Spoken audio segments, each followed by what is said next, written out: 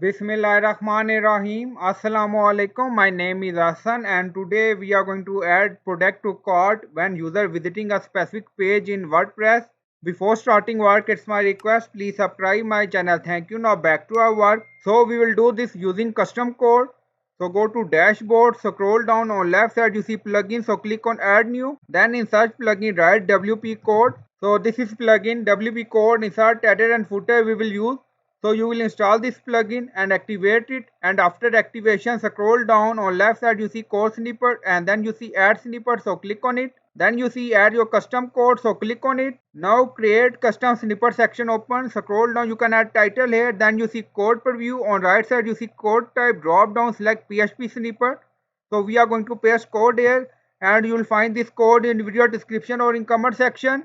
Now in code you see product ID, so you can add product ID here, and then you see is page, so you can add page ID here. Now go to product page and then hover on it and you see ID 215. Now back to code, product ID 215.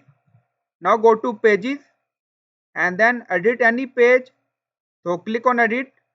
Now in URL you see post 41, so 41 is page ID. Now go to code and then add here 41.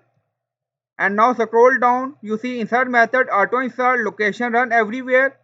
Now on top you see inactive, so make it active and then click on save snippet. Now snippet created and saved, so go to page. So this is our contact page with 41 ID, so open this page. Now you see page open and product added to cart. Now remove this product and again refresh the page. Now you see product added again, and you will find this code in video description or in comment section, so you can add your product ID and page ID. So I hope you like this video. Please like, comment, share, subscribe. Thank you for watching.